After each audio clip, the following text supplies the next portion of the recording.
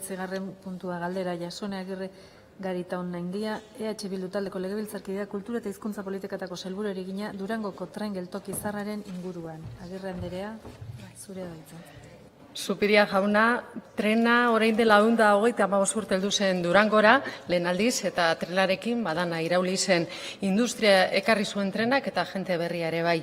Orduan eraikitako estaziotik gaur egun eraikin sarda baino ez da geratzen eta Durangoko udalak eraistea botatzea erabaki du. Zuk ondo dakizun bezala, kultur ondarearen lege berria onartzekoa da laster eta lege horrek lehen aldiz industria ondarea babestuko du. Eta injustu tren geltoki hau, Durangoko tren geltoki hau, bertan geratzen den industria ondare bakanetakoa da. 2018 gainera kultur ondarearen urtea izango da. Zupiria sailburua beraz, bat zatoz Durangoko udalak geltoki zaharra eraisteko hartutako erabakiarekin?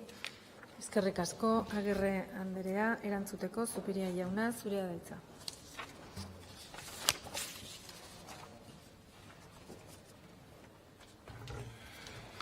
Presidenta Andrea, Agirre Andrea, legebiltzarkideok, egun on guztioi. Uste dut Durangoko herriak aukera handi bat duela bere garapenerako lehen trenbidea eta geltokia egon ziren erremu horretan.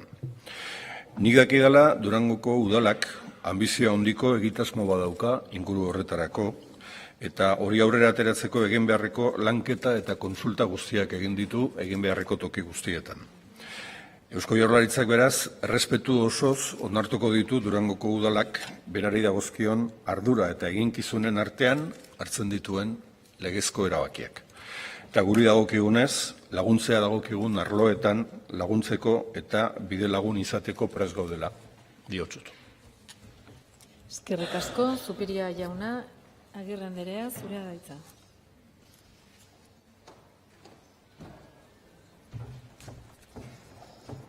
Nik orain esango dizut zer den trena, tren geltokia Durangorentzat eta Durangalde osoarentzat ere bai. Ezin dalako Durango ez da Durangaldeko historia trena barik ulertu. Trenak dana aldatu zuelako. Gure aitit amamen bizia, asto eta burdien abiadura moteletik trenaren abiadura sorora pasatu zen. Tren geltokia Durangoko sarrera bihurtu zen, kanpotik ez etorren jendearen harrera leku eta urrun zihoazenak agurtzeko tokia. Ametsak, negozioak, trenean joan etorrian Bilborantz zein Donostiarantz, bidean, trikitrakado, soinu berri horren laguntzarekin. Gerra sufritu zuen geltokiak, langile borroka bizi, milaka etorkini harrera egin zien eta beti bizi iraun izan du zutik. Orain arte behintzat. Gaur egun trenbidea lurpetik pasatzen da eta estazio zaharra utzi dago. Eta zuk esan bezala, udalak hainbat plan dauka horretarako. Durangoko udalak beraz eraistea botatzea erabaki du eta diru partida bat, 1 milioi bat inguru edo onartu du horretarako. Eta orain dator, hemen galdera transzendentala. Durangoko udalak erabaki zuzena hartu du?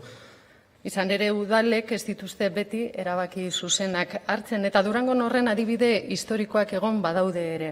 Esaterako, eta zuk Zupiria jauna ezagutzen duzu Durango. Santanako arkua, esate baterako, herriaren simboloa dena eta gaur egun herrian dagoen balio historiko handiena edo duen eraikina, eraitsi bota gura izan zuen udalak. Aspaldiko kontua da egia esan, 19. mendeko kontua da, baina orduan ere, hainbat durangar horren kontra agertu zen, eta arrazoi osoz gainera, eta zorionez aintzakotzat hartu zituzten herritarren protestak, eta ez zuten bota. Gaur egun, harrotasunez erakusten dute Durangon, edo erakusten dugu Durangon, Santanako arkua, eta orain gainera berriztu berri dago. Baina, orain, Durangoko estazio zaharrak, Santanako arkuak orduan bizi izan zuen arrisku bera bizi du. Horregaitik zentzunez jokatzeko eskatzen dizuegu, behin-behinean eraizpena bertan bera usteko, egin beharreko guztiak egiteko eskatzen dizuegu. Zabaldu eztabaida epe bat zenidak idala Durangon ez da herrira zabaldu eztabaidarik, galdetu Durangarri mesedez, gure ustez oso erabilgarria da estazio zaharra, ezin dugu gure herriaren iragana ahaztu, ez da nostalgia, errespetua da, memoria da, gure historia, gure ondarea babestea, izan ginena da, eta izan gura duguna ere bai, besterik ez. Eskerrik asko, Agirre Andrea. Zupiria jauna, zurea da hitza.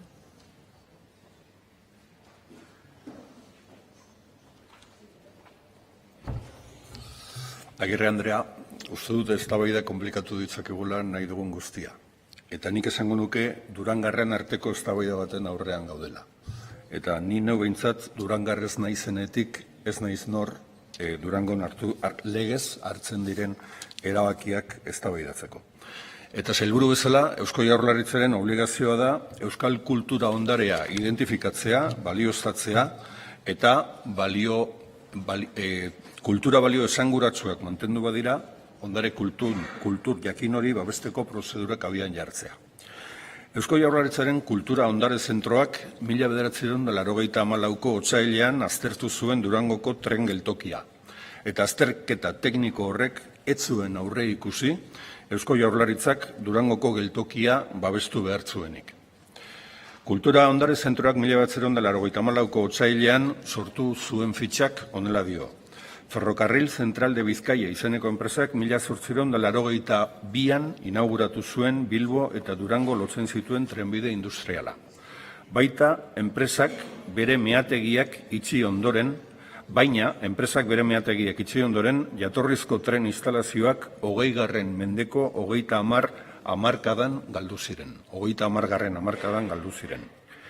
Ildo beretik, 2012an, Eusko Jaurlaritzak Industria Ondare eta Herri Lanen Euskal Elkartearen laguntzaz, industria ondarea biltzen zuen, elkarte hau, elkarte independiente bada, eta Euskal Industria Ondarea biltzen zuen lan mardul bat eman zuen argitara. Euskadiko Industria Ondarea. Bertan, 583 kultura ondasun aurkeztu ziren ondare moduan babesteko asmoz, eta hoien artean ez zegoen eta ez dago Durangoko tren geltokia. Esan duzu bezala, Durangoko tren geltokiari lotutako baloreak historikoak dira.